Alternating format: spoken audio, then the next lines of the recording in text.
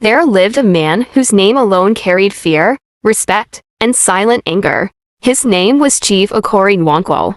People called him Ogokori, not because he was kind, but because he was powerful. Chief Okori was a wealthy produce merchant.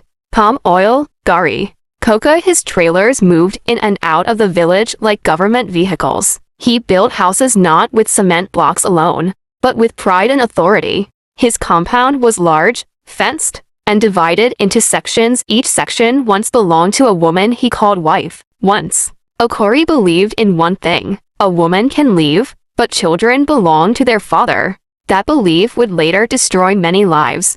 Ngozi was his first wife. She married him when they were both young, when Okori was still struggling, borrowing money to buy palm kernels. Ngozi followed him to the farm, carried babies on her back, and cooked with firewood until her eyes became weak from smoke. She gave him 3 children, 2 boys and a girl. But when money entered Okori's life, respect left his heart. He started coming home late. Sometimes he didn't come home at all. When Ngozi complained, he slapped her. The day she talked back, he beat her in front of the children. The elders intervened, but Okori said, "I paid her bride price. She is my property." One night, after another beating, Ngozi packed her clothes. She stood at the gate with tears in her eyes. "I'm leaving," she said quietly. Okori didn't stop her, but when she reached for her children, he blocked her. "You are going nowhere with my children." She knelt. She begged. She cried. Even the neighbors begged. Okori shouted, "If you cross that gate with any of them, you will never see them again." Ngozi left alone. Her children watched from the veranda as their mother disappeared down the dusty road. That was the first wound. Okori married Aisha 2 years later, from the north. Beautiful, soft-spoken, younger. He wanted peace, not knowing peace cannot live where control rules. Aisha bore him 2 sons, but she soon discovered that Okori's house was not a home, it was a prison with food. She was not allowed to visit friends, not allowed to call her family freely, not allowed to question anything. When she asked about Ngozi, Okori warned her, "Never mention that woman again." One evening, Aisha made a mistake. She defended one of the children when Okori wanted to punish him harshly. That night, Okori threw her bag outside. "You are divorced." Aisha begged to take her sons. Okori laughed. "You think I will raise another man's children? They stay here." She left with nothing but her wrapper and slippers. Her children screamed as the gate closed. By the time Ifeoma came, Okori was already known. But money talks louder than warnings. Ifeoma was educated, a teacher. She believed she could change him. She gave him a daughter. But when she began questioning his control and demanding school fees transparency, Okori saw her as a threat. Their marriage ended in shouting, court threats, and insults. But one thing remained the same. He kept the child.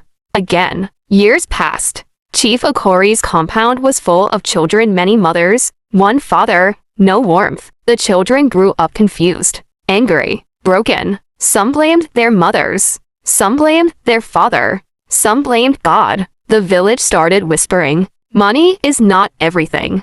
Children need mothers. This man is creating future problems." But Okori didn't listen. Until the children began to grow and ask questions. And until one child decided to fight back. Chief Okori's compound was always noisy, but it was not joyful. Children ran around, yes, but their laughter was forced, short, and careful. Every child in that compound knew one rule: do not offend Papa. The eldest son, Chibuzo, Ngozi's first child, became a man before his time. At 14, he was already cooking, washing, and settling quarrels among children that were not even his mother's. At night, when the generators went off and darkness swallowed the compound, the children would gather under the mango tree. That was when the questions came. Why did Mama leave us? Is my mother dead? Will my mother come back? Chibuzo never had answers. He only said, "Sleep. Tomorrow is another day." But inside him, something was burning. Chief Okori hired house helps, young village girls, old widows, anyone cheap and obedient. They cooked, they cleaned, they scolded. but they could never replace mothers. One day, Aisha's second son, Siddiq, fell sick with high fever. He cried for his mother until his voice broke. "Please, call my mama." Okori slapped him. "Shut up. Is your mother the only woman in this world?" That night, Siddiq almost died. Chibuzo sat beside him till morning, holding his hand and praying like a grown man. From that day, Chibuzo swore, "This suffering will not continue." Ifeoma's daughter, Adizi, was quiet and sharp. She read books secretly. She listened carefully. She wrote things down. Adizi remembered her mother's face clearly. Unlike the others, she knew her mother was alive and fighting. One afternoon, while sweeping near Okori's office, Adizi overheard a phone conversation. "If you try court again," Okori said, "I will make sure you never see her." Adizi's hands shook. That night, she told Chibuzo everything. The turning point came during New Yam Festival. The compound was full of visitors, music, and elders. Okori was showing off his wealth, goats slaughtered, kegs of palm wine flowing. As elders sat under the canopy, Chibuzo stepped forward. He knelt, but his voice did not shake. "My fathers," he said, "I have a question." Okori frowned. "Stand up and go inside." But the elders waved Okori down. "Let the boy speak." Chibuzo swallowed hard. "Why are all our mothers not here?" Silence. Palm wine stopped flowing. Okori stood up angrily. "This boy is mad." But an elder, Panamdi, spoke calmly. "Okori, sit down. This question has been waiting." The elders demanded answers. Okori spoke of tradition, of bride price, of lineage. But the elders looked at the children thin, wounded, silent. That day, something cracked. Far away, the women lived different lives, but shared the same pain. Ngozi sold vegetables in another town.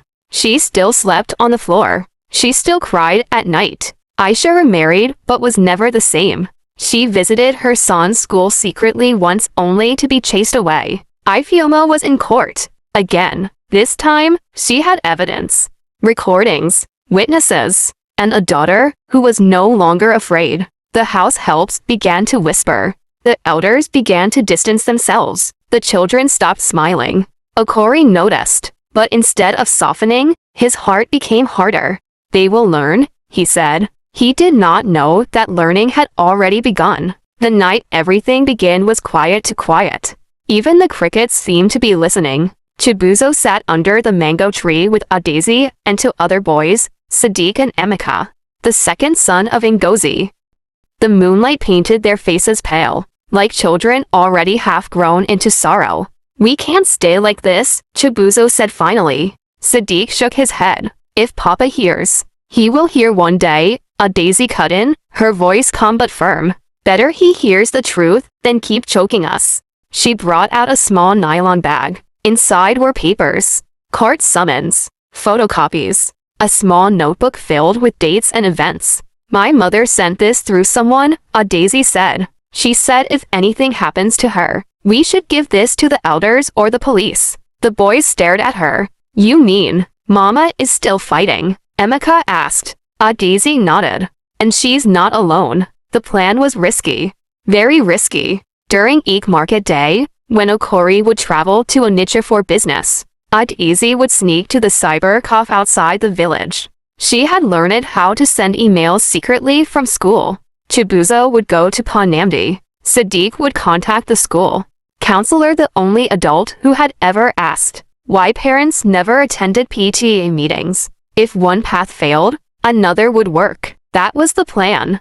But Nigeria had its own plans. Chief Okori was not foolish. Power teaches paranoia. He noticed the whispers, the way children stopped greeting him properly, the way a daisy avoided his eyes. One evening, he called Chibuzo into his room. "Sit." Chibuzo sat. "You think I don't know what you're doing?" Okori asked. Chibuzo's heart pounded, but he stayed silent. Okori leaned forward.